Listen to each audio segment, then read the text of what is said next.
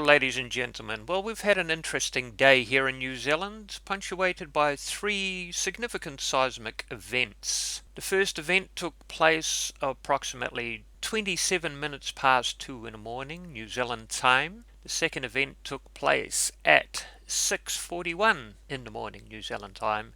And the third event took place at 8:28 in the morning, New Zealand time. The first earthquake was 7.1 and was widely felt throughout New Zealand. I can vouch for that because it certainly woke me up. Shook our house quite nicely. We live in the Hawke's Bay, so it shook at about to the same magnitude as when we had the Christchurch earthquake. That's all I can compare it to.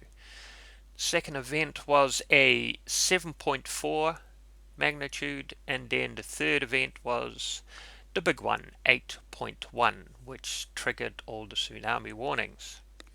Lucky enough, no major tsunami was triggered. There were some tidal surges, but that was about it. So let's go over to Geonet and see what we can see on that. As you can see, there were significant aftershocks after we saw the initial 7.1 earthquake. Okay, so we got our 7.1, which is followed by a 5 magnitude earthquake, followed by a 4.5, then we had a 5.2, a 4.7, 4.3, another 4.7, a 5.3, a 4.3, a 4.9, a 4.7, a 4.4, a 5.4, a 4.9, a 4.6, a 4.6, a 4.4, 4.6 again, 4.4, a 5, 5.2, 5.1, 4.6,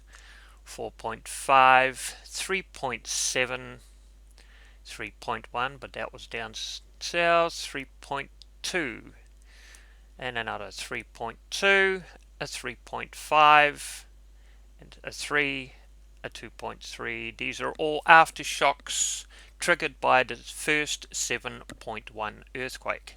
As you can see, the first 7.1 earthquake was fairly close to shore, and this is where the swarm, aftershock swarm, was basically located.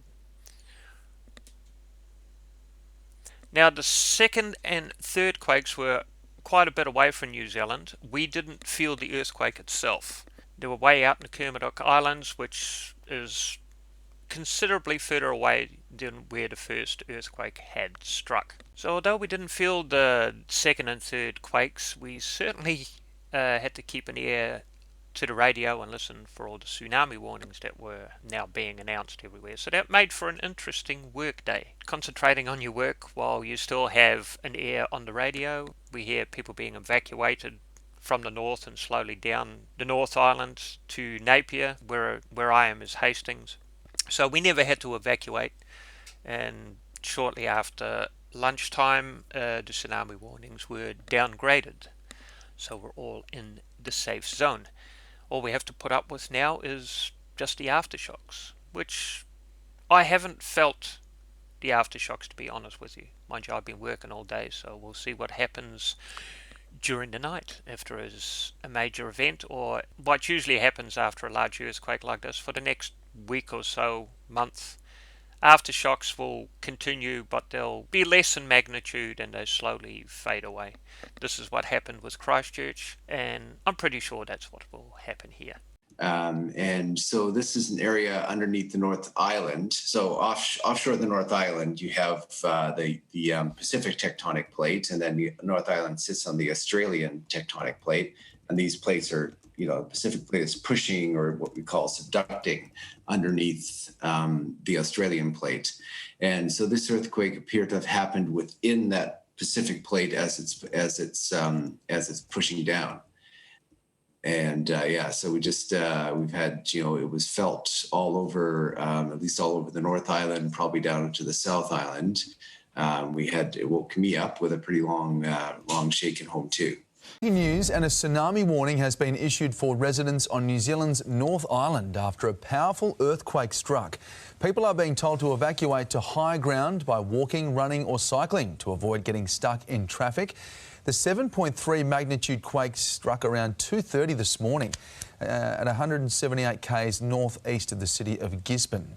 It's been an incredibly active day as far as earthquakes are concerned, which has led to a tsunami threat all over the Pacific. We had 3 earthquakes, one a 7.3 that happened about 190 kilometers off of the New Zealand coast. About 4 hours later, a 7.4 about 900 kilometers north of there. And then about 2 hours later, the Great Quake, the 8.1, occurred with a depth of 19.4 kilometers. Now, the 7.4 and the 8.1 were definitely related. The 7.4 was a foreshock to the 8.1, and those occurred in the northern cluster, you can see, of those red dots. Now, because of this, we have a tsunami threat across much of the Pacific that is reaching the western coast of South America even. So all of these areas shaded in purple, that's a tsunami threat.